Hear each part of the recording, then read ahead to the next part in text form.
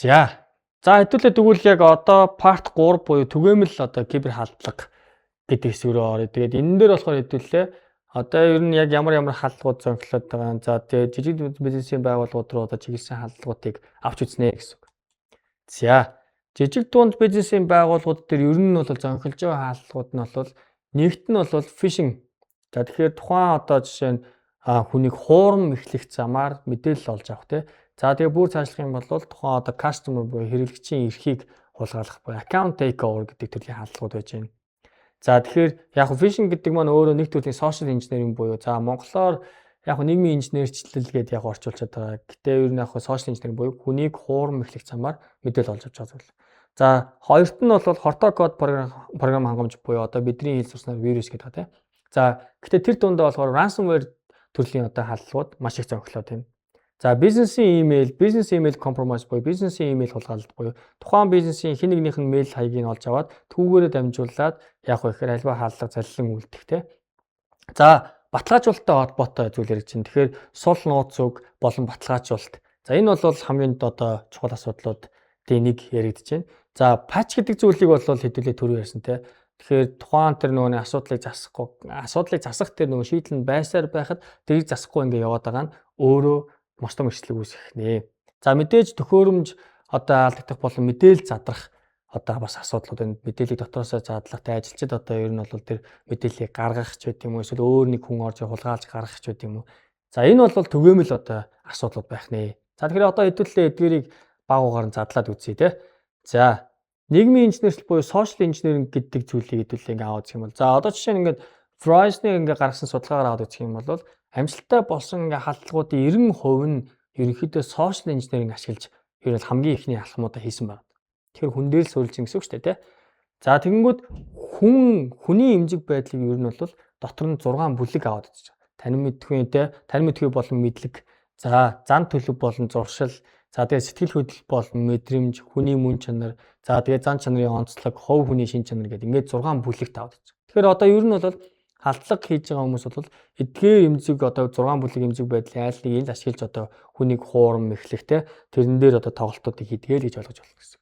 За тэгэхээр энэ дээр үндэслээ бид тэр social engineering халдлагууд. За тэр дотроо болохоор phishing. За нэг бол spear phishing яг зорилтод одоо ер нь бол phishing төрлийн халдлагууд байж болж байна. За байгууллагын удирдлагууд руу чиглэсэн whaling одоо халин магнах гэдэг шүү дээ. Тэ?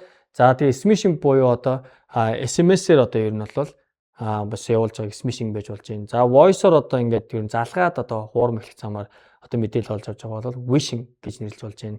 За тэгээ бусад ер нь бол зорилттой ийм халдлагууд ер нь явдаг байх нэ. За тэгвэл үүнтэй холбоотой хэдүүлээ phishing attack-ийн талаар жижигхэн аваад үзье. За тэгвэл энэ бол ингээд өнгөрдөг онд баггүй. Ер нь бол ийм одоо Facebook дээр ийм одоо ингээд постууд явсан байгаа. Тэгэхээр санаа нь бол юу гэхээр за ингээд баахан ачаанууд ингээд ер нь бол маадтай байна. Эзэн байхгүй. За эзэн нь бол ингээд байхгүй ачаануудыг бид тэр ер нь бол 7212 төгрөгөөр зарнаа тий. За тэгээ энэтэй холбоотойгоор ингээд энэ ачаануудыг ингээд та ингээд азан тааруул ингээд авч болно гэдэг. За нэг хүр тэргүүлдэг. За тэгээд тэр нь 3 удаа хэрэглээд 3 дахь дээр ер нь заавал ингээд таардаг. Тэгээд ингээд цаашаа явангууд ингээд таны одоо картын мэдээлэл за тэгээд нөгөө тэр хувийн мэдээлэлүүд чинь бүгдийг авах. Тим зорилготой ийм phishing attack. За тэгмүүд энэ дээр болонгууд яаж байгаа вэ гэхээр одоо за доор нь болонгууд хүмүүс ингээд мөнгөө шилжүүлсэн ч гэсэн одоо бүр мэдээлэл ирэхгүй байна гэдэг ч юм уу тийм ингээд мөнгөө шилжүүлсэн байгаа байхгүй.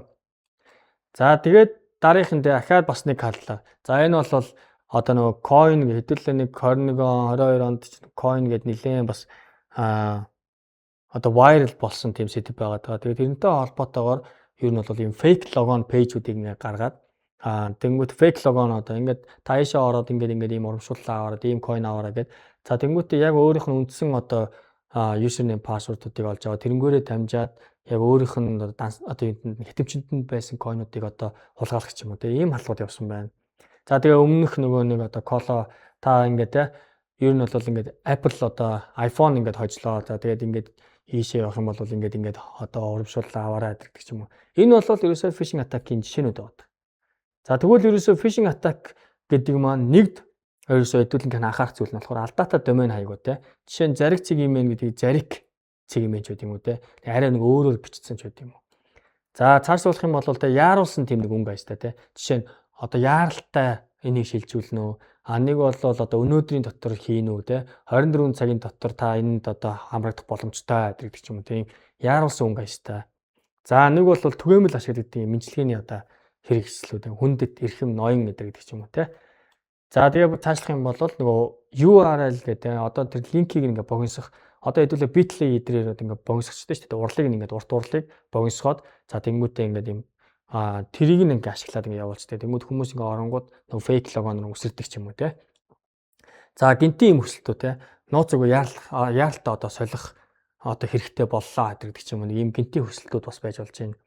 За хувийн мэдээлэл асуусан те. Одоо жишээ нь одоо танай байгууллагын одоо мэдээллийн технологийн ажилтан танаас одоо нууц үгүй одоо мэйлээр явуулахыг хүсэх юм бол тэр чинь өөрөө асуудалтай гэсэн үг байхгүй. Яагаад тэгэхээр тэр хүн угаасаа тэгж асуух одоо ер нь бол шаардлагагүйгээр тэрийг хийх боломжтой хүн тэгж асуух нь өөрөө асуудалтай гэж үзэж байна. За тэгэхээр одоо хэдүүлээ юу гэхээр саяны шинж тэмдгүүд дээр үндэслээд за фишингтэй холбоотой одоо жижигхэн нэг юм жишээг үзье. За энэ болохоор одоо жишээ нь хүний одоо ер нь бол Facebook одоо тухайн хүн дээр ирж байгаа мэйл хаягийнх нь одоо Facebook-ийн кодыг одоо яг дуурайлгаж байгаа. Яг тийм хуурам эхлэх замаар одоо ингэж яаж байгаа тийм хоёр тустай юм байл. За тэгмэд бид нар болгоод энд нь болонгууд юу fake. За хуурам чинь те. За нөгөөх нь болонгууд яг жинхэнэ ингэ явж байгаа. За тэгмэд гол ялгаануудыг харуулж байна те. Тэгмэд нэгт нь болохоор одоо энэ домен хаяг те. Бид нар ингэ Facebook гэдгийг болохоор өвтэй 0-тай ингэ те. Арай өөрөөр ингэ оруулаад ирж байгаа. Домен үсгэж байгаа. За тэгээд дээрэс нь дахиад юу гэхээр оронгууд ингээ сертификатын асуудал тий.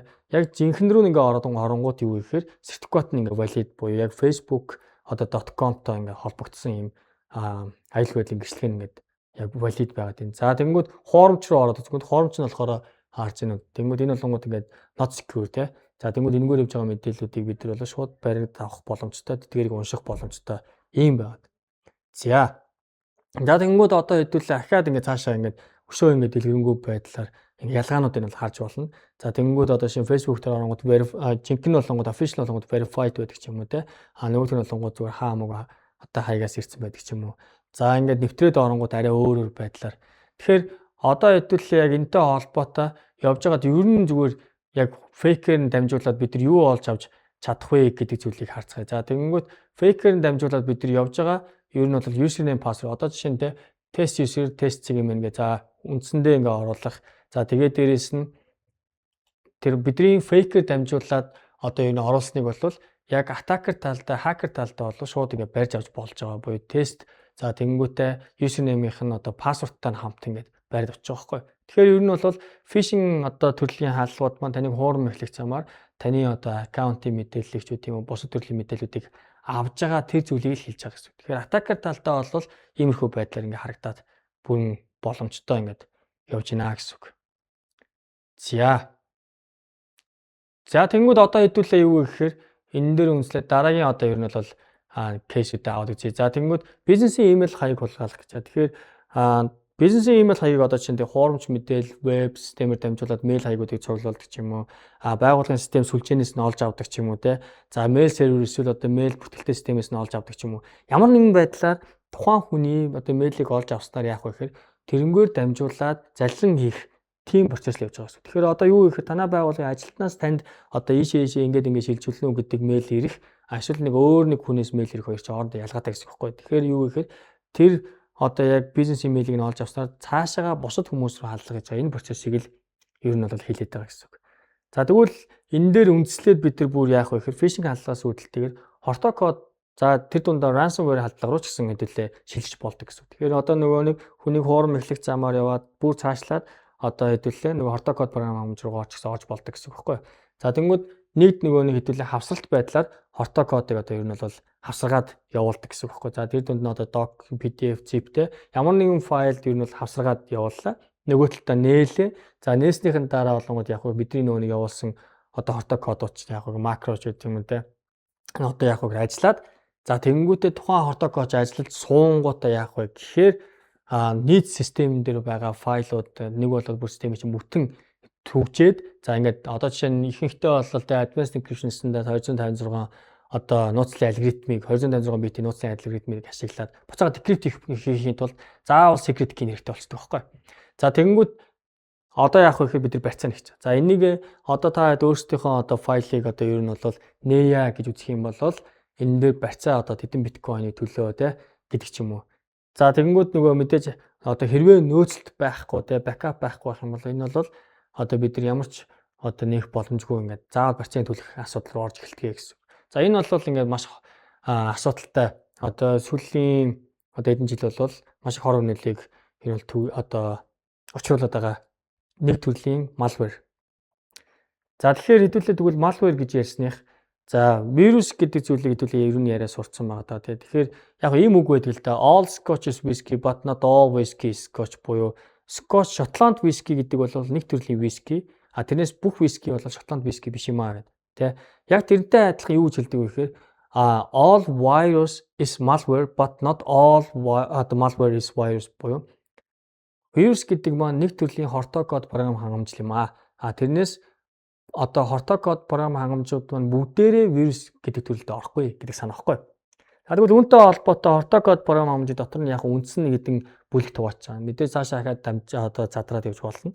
За хамгийн ихнийх нь болохоор түрүүнээс хойш яриад байгаа ransomware гэдэг төрлийн. Тэгэхээр тухайн файлын системэд төвжих, за тэгээд тэрнийг хулгайлах замаар ерөнхийдөө барьцаа нэхэд, за тэгээд тэрэн дээр үндэслээд ер нь бол ашиг хийж байгаа. Энэ төрлийн одоо ер нь бол хортой код програм хангамж. За бидний нөгөө нэг хэлж сурсан вирус гэдэг зүйл байна. За тэгэхээр тухайн системд ер нь бол зөвшөөрөгдөг үйлдэлийг хийхтэй. За одоо устгах ч байд юм уу, эсвэл мэдээллийг хулгайлах зорилгоор бие даасан тийм одоо ер нь програм хангамжуудыг бид хийлээд байгаа гэсэн. За нөгөө талдаа Trojan та хэд одоо нөгөө Troy hot гэдэг кино үзчихлээсэн баг те. Тэгэхээр нөгөө Troy-ийг хэрхэн эзэлж байгаа вэ? Морьтой орж ирэл тийм борин дотроос гарч ирэнгүүтээ тэгээд хаалга нээж өгдөг ч юм уу те. Иймэрхүү байдлаа. Энэ бол юу гэхээр албан ёсны програм хангамжид ер нь бол ингээд нуугдаж орж ирээд за тэгээд хууль бус одоо тэр зөвшөөрөгдөг үйлдэлүүдийг хийж байгаа. Тэрийг болохоор бид Trojan гэж нэрлэдэг. За тэгээд мэдээлэл цуглуулагч буюу ерөнхийдөө keylogger байгаа. За keylogger бол юу гэхээр одоо keyboard-ын дээр юу бичсэн бэ те дэлгэцэн дээр юу одоо гарч ирсэн тэрийг скриншот хийдэг ч юм уу keyboard-ын одоо бичигдсэн бүх мэдээллүүдийг хадгалж авдаг ч юм уу те энэ бол юу гэхээр одоо мэдээлэл цуглуулж байгаа тэр хэлбэр хэлж байгаа. За өөрийгөө тэгвэл ховлох бас чадамжтай байх хэрэгтэй буюу worm төрлийн. Тэгэхээр тухайн одоо нэг хост хэдүүлээ инфект хийсэн бол цаашаа ингээ ховлаад сүлжээгээр ингээ тархах боломжтой байх хэрэгтэй те энэ бол юу гэхээр халдварлаад ингээ явж байгаа зүйлийг болохоор worm гэж нэрлэдэг. За мэдээлэл цуглуулах info stealer буюу яг үхээр одоо жишээ нь хөтчдөр хадгалсан нууц өгч байт юм уу эсвэл cookie хулгайлдаг ч юм уу те нэг бол session-тэй холбоотой токен за тэгээ бүр ажиллах юм бол virtual одоо wallet-ийн одоо crypto wallet-ийн одоо мэдээллийг цуглуулах ч байт юм. Ингээд мэдээллүүдийг цуглуулах тийм төрлийн бас malware байж болдог. Тэгэхээр юу гэхээр хэдүүлээ тухайн malware нь бол төрөл бүрийн байдлаар ингээд үйлдэлүүдийг хийх чадамжтай. За тэгээд нэг malware нь хэд үйлдэлийг ч бас хийх боломжтой. Ийм байдлаар хэдүүлээ бас ойлгох нэ. За тэгэнгүүт ransomware-ийн нэг жишээ нь болохоор одоо энэ баггүй. Тэгэхээр энэ болохоор одоо жишээ нь Английн одоо үндэсний эрүүл мэндийн систем гэдэг NHS гэдэг. Тэгэхээр National Health System гэдэг. Тэгээ энэ системээр дамжуулаад ерөнхийдөө бүх одоо юунуудаа эмнэлэг цаг захиалах за тэгээл бүх ингээл мэдээлүүд бүдрийг явж идэг. Тэгвэл энэ дээр болонгод одоо ерөнхийдөө халдлага болсноор нийтдээ 6800 гаруй одоо хагалгаа туслагдсан тий. Зарим яралтаанууд нь хөрш одоо Европын орнууд руу зөөгдсөн гэдэг ч юм уу. Иймэрхүү асуудал үүссэн байна. Тэгэхээр ерөөсөө юу гэхээр энэ одоо кибер халдлага гэдэг маань бүр цаашлах юм бол хүний амьтад холбогдох үз. За тэгээд тийм улсын хэмжээнд одоо том хохирол учруулж болох зүйл болж болдог байх нэ. За тэгвэл одоо хэдүүлээ нууц үг гэдэг зүйл рүү оръё. Тэгэхээр за мэдээж 1 2 3 4 5 6 7 8 болвол маш амархан буюу секундын дотор тайлж болох нууц үг байх нэ. За пассвордтэй за зүгээр ингээд өгсөн бол энэ бол мөн адилхан секундын дотор тайлж болно. За ахаад одоо намайг та 1 2 3 энэ бол хүчтэй пассворд. За тэгэхээр одоо хэдүүлээ энэтэй холбоотой хэсгүүдийг яриад яагаад гэдэг зүйлүүдийг бас ярьцгаая. Тэгэхээр ер нь бол ингээд дэлхийд дээр ингээд одоо нууц үгээд өгөөдөө алдсан тэ халдлага болцсон ингээд breach дээр ингээд дүн шилгээнүүдийг аваад үзсэн чинь нийтдээ 10 сая гаруй юм алдагдсан нууц үгийг шинжилээд үзсэн чинь 98.5% нь болохоор ер нь бол сул нууцыг ашигласан байгаа байхгүй. За тэгэнгүүт одоо эндээс ингээ аваад үзэх юм бол нууцгийн нөгөө стандартууд яригдана те. За нийт ер нь бол 15 одоо чинь хамгийн дээдл тарж 15 одоо тэмдэгтээс бүрдсэн. Гэхдээ бүгдээрээ жижиг байх юм бол буюу одоо жишээ нь 15 хэдийн 15 тэмдэгтийн урттай тэгээ бүгдээр жижиг байх юм бол гэдэг ч юм уу те. Гэхдээ энэ бол бас нэг төрлийн хүчтэй гэж үзнэ. Гэхдээ тодорхой хэмжээнд бол одоо нэг хэдүүдийн дотор ч юм уу ингээ тайлах боломжтой За бүр тооцох юм бол том жижиг үсэг тэмдэгтүүд ингээ орсон байх юм бол санаа нь бол юу гэхээр тэр size буюу хэмжээг л ихсгээд гэсэн. Тэгэхээр одоо дан жижиг үсэг байна гэдэг чинь за хэдүүлээ англи цагаан 7 усыг аваад үзэх юм бол 26 боломж байхгүй. А том жижиг гэх юм бол 52 болчих шүү дээ, тэ. Ахаад тэрэн дээр ахаад тоо орсон гэх юм бол 62 гэдэг ч юм уу. Дахиад тэмдэгтүүд орсон байх юм бол эн чинь өөр 94. Тэгэхээр одоо ингээд уртаар нь 15 character буюу 15 одоо ер нь бол тэмдэгтийн урттай гэх юм бол 94-ийн 15 зэрэг байхгүй. Тэгэхээр энэ маань өөр хэдүүлээ маш том одоо юм сайзтай. За тэгэхээр боломж нь аваад үзэх юм бол нэгийг хуваах нь гэд саяны одоо нийт сайз аваад үзэх юм бол энэ дээр таах боломж нь магадлал нь бол маш бага болж эхэлж байгаа гэсэн. За энэ бол юу гэхээр нөгөө яагаад пассворд буюу нууц үг дээр ийм шаардлага тавиад идэм бэ гэдгийг нэг одоо үндсэн жишээ гэсэн үг. За одоо хэдүүлээ нэг демо үзье. Тэгээд энэ бол одоо жишээ нь за бидний одоо ингээд сүлжээн дээр ингээд одоо бэлтгэсэн юм зүгээр туршилтын демо байгаа. За тэгвэл одоо хэдүүлээ одоо ингээд тухайн одоо сүлжээнд байгаа одоо нэг хэрэглэгчийн за тэрэн дээр хадгалсан байгаа пассвордыг нь олж авах. За тэгээд тэрнгээр нь дамжаад орох нэвтрэх тийм одоо ер нь бол туршилтыг хэдүүлээ харъя. За тэгэнгүүт за энэ бол ингээд дундын нөгөө нэг одоо шир. За ингэнгүүт манай энэ дээр username password-ыг нэг чинь. За тэгээд тэрнтэй холбоотой юм хашийн ингээд юм мэдээл anti-LM дээр одоо юм хашийн мэдээлэл гараад ирж байгаа байхгүй.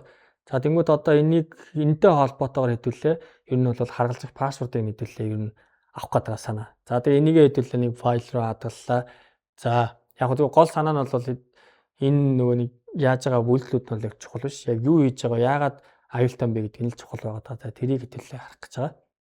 За тэгээд за одоо ингээ харах юм бол хэдүүлээ нөгөө админы хашийг ингээ хадгалчингуудаа одоо тэрнтэй холбоотой задлаад ütсэн чинь админ пассворд нь болгоод уул нь бол хүчтэй пассворд юм шиг харагдаж байгаа. За тэгэнгүүт одоо юу гэдэг чинь те сая өнгөрчлөө. За ер нь бол пассворд нь болохоор пассворд пин томоор A нэтээр те. За тэгээд ахаад араас нь тоо үсэг ингээ орцсон байгааз. Гэхдээ энэ нь өөрөө юу вэ гэхээр олон улсын одоо ер нь бол ингээ алдагдсан юм дээрээ сангууд дээр ингээ аль хэзээний ингээ алдагдсан пассворд буюу энэ нь өөрөө сул пассворд гэж үзнэ. Тэгэхээр энийг бид нар ер нь бол аль болох одоо иймэрхүү сул тааж болохгүй пассвордуудыг ашиглахгүй байх гэдэг санаа гарч ирж байгаа гэсэн үг. За тэгээ энэ пассворд дээр болохоор бас нэг юм болохоор password manager гэдэг зүйлийг ашиглах те. За дээрэс нь болохоор passphrase гэдэг зүйлийг ашиглах. Тэгэхээр passphrase болон password manager эдрүүдийг бас дараагийн бүлгүүдээр тодорхой бас яри. Тэгээд ерөнхий санаа нь бол passphrase гэдэг нь болохоор одоо жишээ нь random үгнүүдийг те ямар ч хамаагүй юм санамсаргүй үгнүүдийг нийлүүлээд нэг password бүтэн ингээ нууцыг бүтээгч байт юм уу те. За password manager гэдэг нь болохоор одоо софтвер бид нар чи одоо өдөр тутамдаа маш олон ингээ нууцуудыг ашиглаж штэ систем болгон руу веб аппликейшнуд руу. Тэгвэл тэр password болгонуудыг бүгднийг яг хөөр нэг аппликейшн дотор хадгалаад тэр аппликейшн руугаа нэвтрэх тэр master password-аар бид нар сайн чэжилсэн байхад л болчихж байгаа байхгүй. Тэгэхээр тиймэрхүү байдлаар одоо жишээ нь хэдүүлээ нэг байгууллага руу оронгууд нэг харуулт ингээд нэг өрөө болгоны түлхүүр байдаг. Тэгээд тэр өрөө болгоны түлхүүрүүд ингээд нэг сейфэнд итгэж байдаг ч юм уу те. Иймэрхүү шийдлийг хэлж байгаа гэсэн.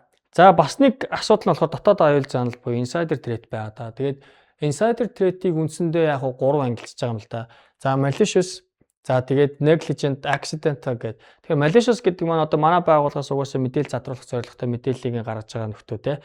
А нэг бол тэр дундаа явц дундаа одоо rogue employee гэж нэрлэдэг. Тэгээ явц дундаа team одоо ер нь сэтэлтэй болцсон.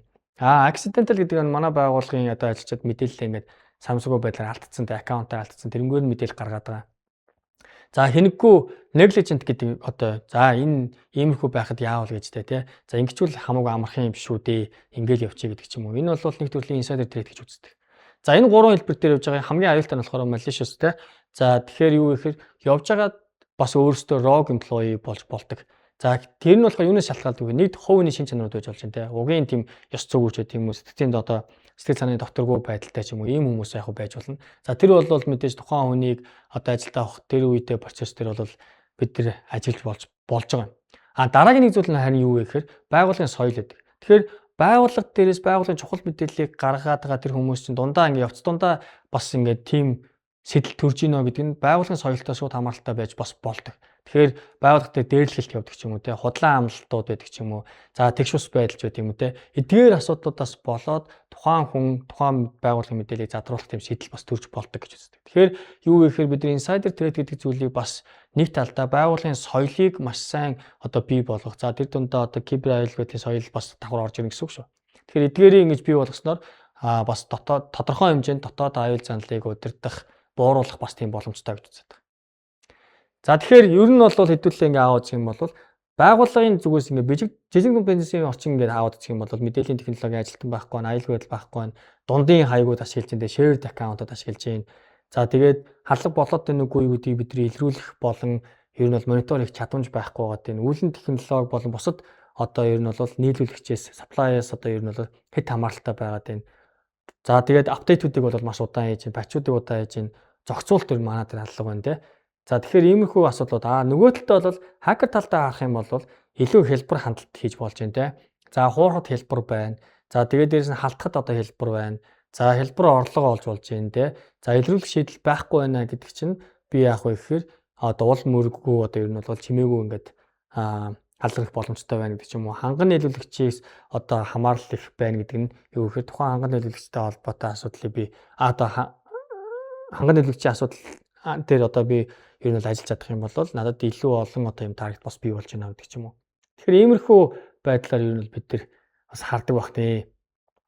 За тэгвэл одоо хэдүүлээ үүнтэй холбоотой нэг саяны ярьсангуудаа баттгаад нэг хэдхэн асуулт асууя. За тэгээ фишинг халдлага гэж юу вэ? За нэгдүгээр нь болохоор сервер дээрх мэдээллийг шифрлэн мөнгө нэхихтэй. За хоёр дахь нь хуурамч мэйл, вебсайт болон мэдээлэл ашиглан хэрэгцээ мэдээлэл хулгайлах. За байгууллагын имэйл хаягийг хууль бусаар ашиглах. Бит мэдээллүүдийг хулгайлах.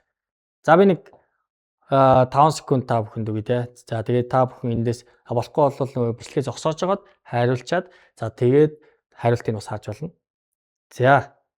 За энэ асуултын яг зөв хариулт нь бол те хэдүүлэнд нь хуурамч мэйл за тэгээ вебсайт болон мэдээлэл ашиглан хэрэглэгчийн мэдээллийг хулгайлах. За мэдээж л хэдүүлээ нөө фишинг сошиал инженерийн төрлийн халдлагууд бол дандаа л хуурам эхлэх замаар яваад байгаа шүү дээ. За хамгийн эхнийх нь одоо тэр шифрлэн мөнгө олох юм бол ransomware те. За байгууллагын имэйлийг хууль бусаар ашиглах, бизнес одоо имэйл compromise байна. За дараагийн асуулт. Ransomware халдлагын гол зорилго юу вэ? За хэрэглэгчийн нэвтрэх мэдээллийг хулгайлах. За сервер дээрх мэдээллийг устгах, өөрчлөх. За сүлжээний хурдыг удаашруулах те. За тэгээ файл болон мэдээллүүдийг төгжин мөнгө нэхэх. За гол зорилго нь юу вэ гэж. За хэдүүлээ хариултыг харъя. За гол зорилго нь бол ерөөсөл тухайн файл системүүдийн мэдээллүүдийг тэ төгжээд барьцаа нэгж байгаа. Ерөөсөл ийм л зорилготой ransomware алдах. За бизнес имэйл compromise буюу бизнесийн имэйл хаягийг хулгайлах халдлагын одоо онцлог юу вэ? За имэйл серверыг DDoS халдлага ашиглан унгах. За DDoS буюу distributed denial of service гэж. Тэгэхээр маш олон хүсэлтийг тухайн цаг мөчид маш олон сорсоос зэрэг явуулаад ачааллуулаад унгаана гэсэн үг байхгүй.